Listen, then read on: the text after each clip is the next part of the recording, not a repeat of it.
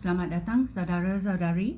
Hari ini kita mau mendengar Yeremia babak ke-5, iaitu dosa Yerusalem. Mari kita bermula. Hai penduduk Yerusalem, susurilah jalan-jalan di kota kamu. Lihatlah di sekeliling kamu. Lihatlah sendiri. Carilah di pasar-pasar.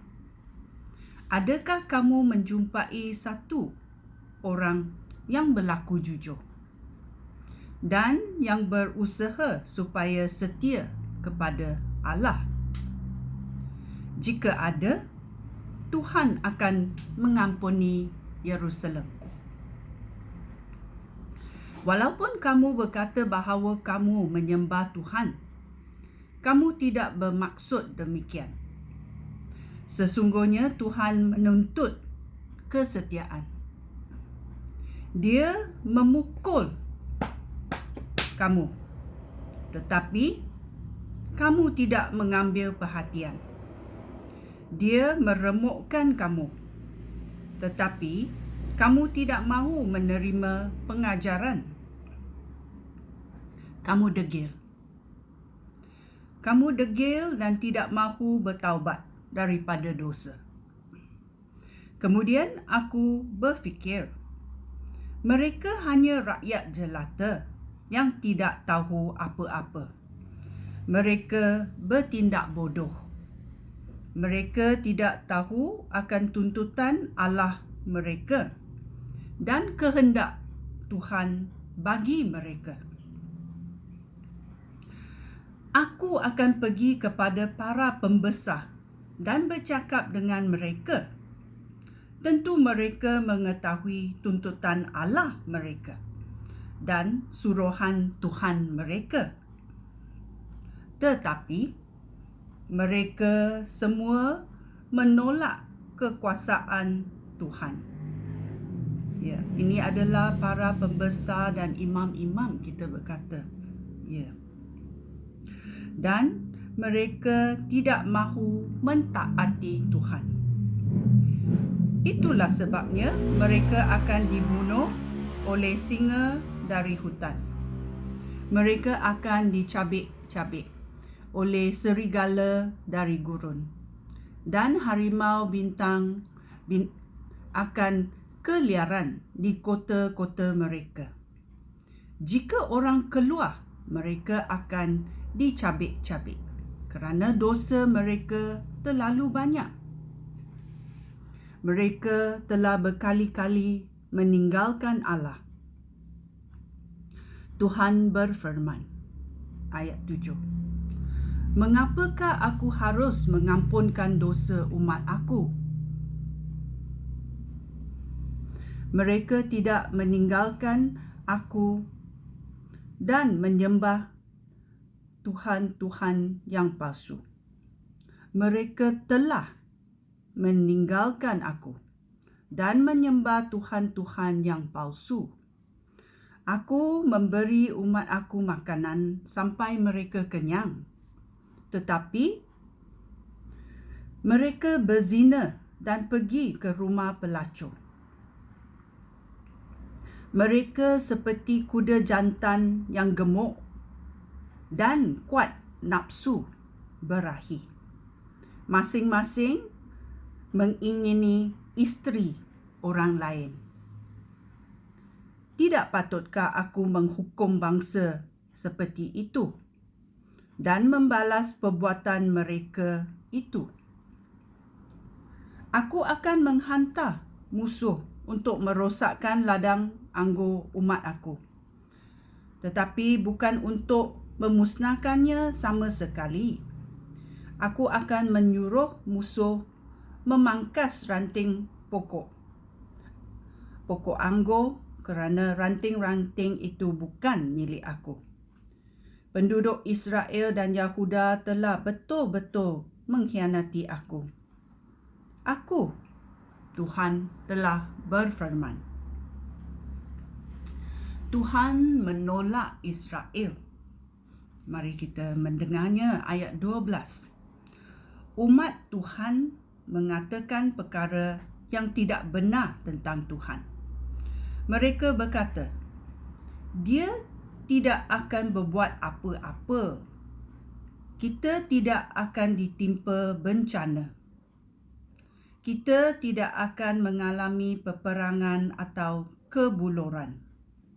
Mereka berkata bahawa nabi-nabi itu bercakap angin sahaja kerana mereka tidak mempunyai perkabaran daripada Tuhan. Tuhan Allah yang Maha Kuasa berfirman kepada aku, "Hai Yeremia, oleh sebab semua orang ini berkata begitu, aku akan menjadikan firman aku seperti api di dalam mulut kamu, Yeremia. Bangsa ini akan menjadi seperti kayu dan api itu akan membakar mereka." Hai umat Israel, Tuhan sedang mendatangkan suatu bangsa dan dari negeri jauh untuk menyerang kamu. Bangsa itu sangat kuat dan sudah ada sejak dahulu kala. Kamu telah memahami bahasa mereka. Kamu tidak memahami bahasa mereka. Para pemanah, mereka askar yang gagah berani. Mereka membunuh tanpa belas kasihan. Mereka akan menghabiskan hasil tanah dan makanan kamu. Mereka akan membunuh anak-anak kamu, baik lelaki maupun perempuan.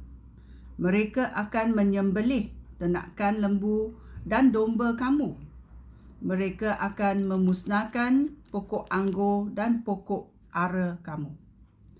Kota-kota berkubu yang kamu harapkan akan dihancurkan oleh tentera mereka. Tuhan berfirman, tetapi pada masa itu pun aku tidak akan memusnahkan umat aku sama sekali.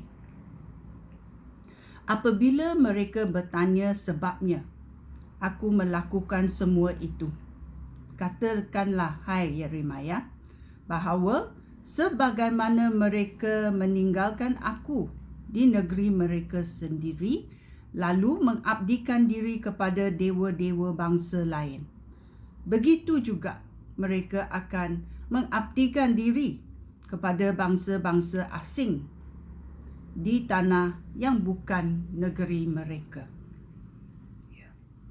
Allah memberi amaran kepada umatnya. Sebelum sesuatu terjadi, Allah akan memberi amaran kepada kita. Ayat 20. Tuhan berfirman, "Beritahulah keturunan Yakub yang tinggal di Yahuda. Dengarlah, hai kamu orang bodoh dan tolol. Kamu mempunyai mata tetapi tidak melihat. Mempunyai telinga tetapi tidak mendengar. Akulah Tuhan. Mengapa kamu tidak takut akan aku? Mengapa kamu tidak gementah di hadirat aku?